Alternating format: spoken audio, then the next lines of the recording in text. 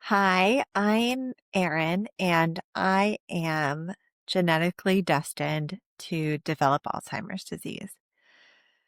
So, this is where I'm going to post my story. Um, First of all, I'd love to explain a little bit about what that means. In 2022, we learned that my dad's early onset Alzheimer's disease is caused by a genetic mutation that virtually guarantees a person will develop Alzheimer's disease. Um, this is known by a lot of things. It's called dominantly inherited Alzheimer's disease. DIAD is the acronym for that. It's called FAD, familial Alzheimer's disease. It's called autosomal dominant Alzheimer's disease. And of course, because his onset was before the age of 65, it's also called early onset Alzheimer's disease or young onset Alzheimer's disease. Um, my dad became symptomatic around the age of 58 or so. It's really hard to know precisely when his deficits began, but he was diagnosed officially around the age of 62 or 63. And he was a part of a study called the LEADS study that was investigating early onset Alzheimer's disease. And as a part of that study, they did genetic testing to exclude people who had this rare genetic mutation or one of the rare genetic mutations that cause Alzheimer's disease because that was not what they were wanting to look at in their study. And so by taking that genetic test, my dad was flagged as somebody who needed to speak with a genetic counselor.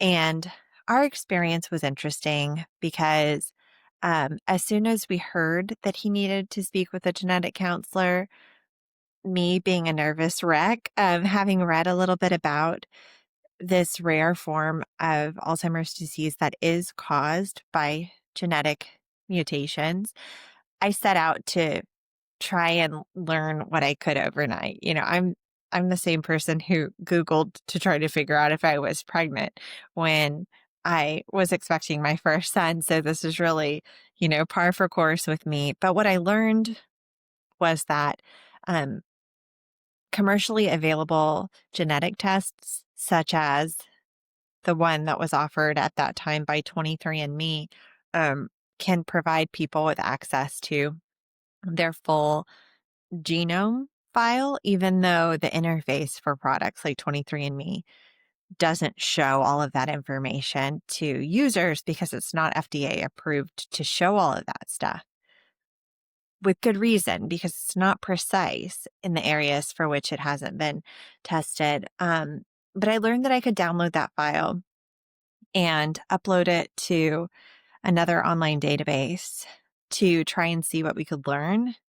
And when I did that, it immediately popped up a big red message indicating that my dad had a mutation on PSCN1. That's the specific gene that, causes Alzheimer's disease. So my own file um, is what I looked at next.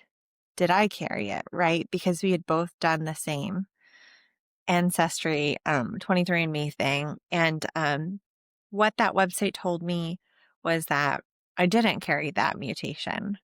So I was super relieved, but I did decide, just to be sure, to follow up with a professional genetic counselor and do professional genetic testing. And a few months later, when I got my result, my husband and I learned that I actually do carry the mutation that causes familial Alzheimer's disease.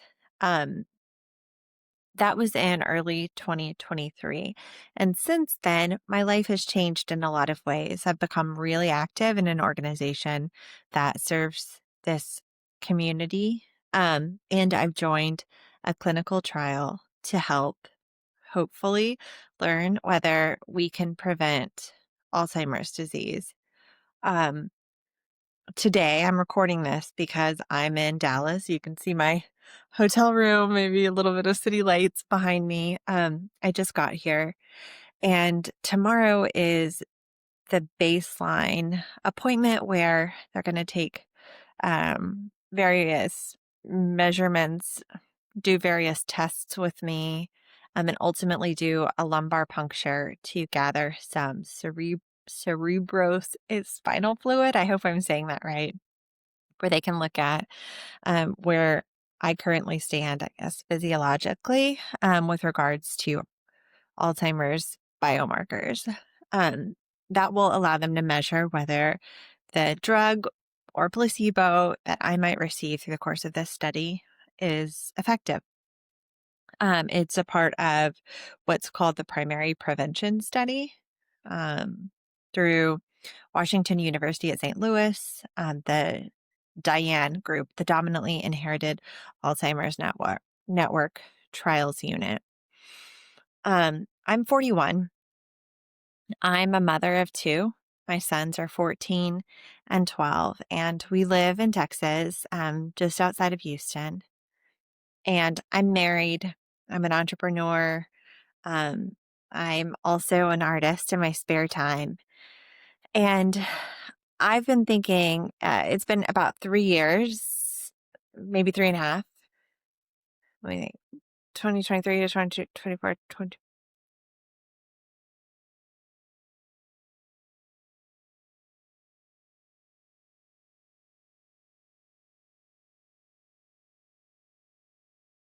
It's been a couple years since I found out about this genetic reality.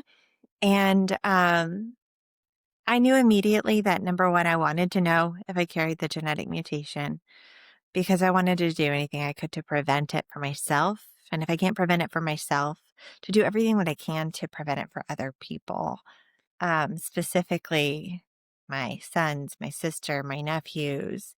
I don't know if other members of our family are impacted by this, but enough people have been, and I want to do anything I can to help doctors and scientists understand Alzheimer's disease and how we might prevent it or delay it or reduce its severity, whatever we can do. So I knew I wanted to do that, but I didn't know at first whether or not I was going to talk about what we're going through because there is a lot of stigma and there is a lot of caution, about what it can do to someone professionally or otherwise to share about this experience. But I'm in a unique position.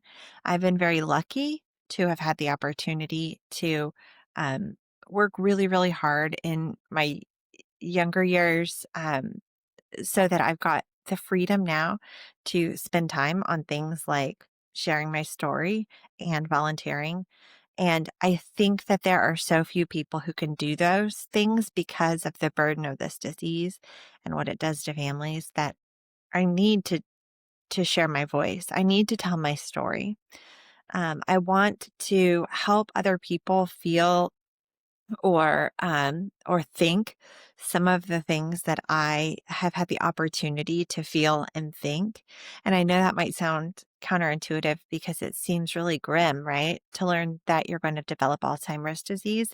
And that's true. But at the same time, it immediately, for some people at least, it can bestow upon you an urgency to embrace the life that you have and to get the most out of every day, right?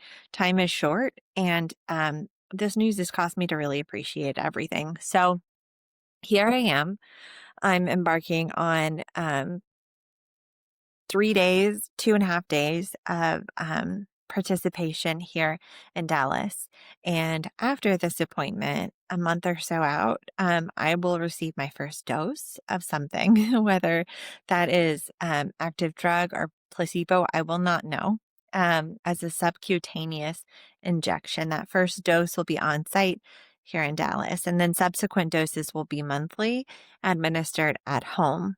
And I'll return annually to do another round of tests to see how I'm doing and what the markers look like, what my cognition looks like, and all of that good stuff, right? Hopefully, the outcome is that I've had the chance to um, get active drug, and that active drug prevents any progression of disease inside of my mind, and all is well, right? That's what we hope happens. But they'll learn something from it regardless. Um, what are my anxieties? Well, one of my biggest anxieties right now is that funding for studies like this one is very, very much in limbo right now. Um, I had my fears with the last election cycle and its outcome in the United States, but I did not ever imagine that a hatchet would be taken to medical research the way that it has, and that anyone would ever defund Alzheimer's or cancer research, those sorts of things. But that is what's happening. And the studies are currently operating on borrowed funds, um, gap funding. Grant renewals are not coming through. So, one of my fears is that I spend this year participating in a trial that's ultimately paused due to a lack of funding, due to a lack of support from the current administration for science. That's a huge fear. That's just an absolutely huge fear. And it affects, again, not only the study that I'm enrolled in, but other studies as well. So that's really scary. I'm also aware of the cost of participation. Going into this, I had zero fears, zero hesitations about participating because, I mean, I want to make sure that we get this figured out before my kids are at the point where this impacts them. But both the boys made the soccer team, and Tuesday is the first soccer game, and Brant and I aren't going to be there because we're going to be in Dallas participating in the clinical trial. And, I'm sad about that. I'm sad that we're not going to get the chance to be there. And I'm aware that there are going to be some sacrifices that go into participating in this research that, take us away from where we might otherwise be. So that's another thing that's on my mind right now. I'm prepared to be humbled by the cognitive assessments in my experience. I've always been a smart person. I was a part of the gifted and talented program when I was in school, and I made a really killer SAT score. And I've always identified as a smart person. Um, but you don't feel very smart after you complete any sort of cognitive testing. You feel kind of dumb. And so I'm prepared for the difficulty of that and all the questions that come with that around, I'm not so confident about my answers. I couldn't remember the price of whatever it was. Does that mean that I'm starting to forget things? Right? That's tough. I'm also a little bit nervous about having my first lumbar puncture, which will occur on Wednesday morning. I haven't had a lumbar puncture before, although I did have, I guess, an epidural when I had my second son by cesarean. And so I hear that there's some commonality there, although I guess the epidural numbs you. So the lumbar puncture does not. I'm nervous about the car ride back to the Houston area. It's a 4-hour drive, and we'll be making that drive after the lumbar puncture.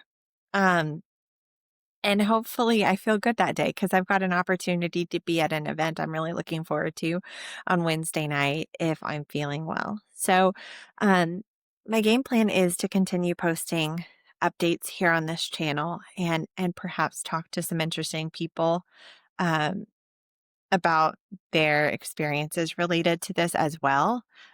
This is me stepping out and beginning to tell this really personal story, and I hope that some of you find it interesting. Thank you for taking the time to listen to me today, and yeah, I'll report in soon.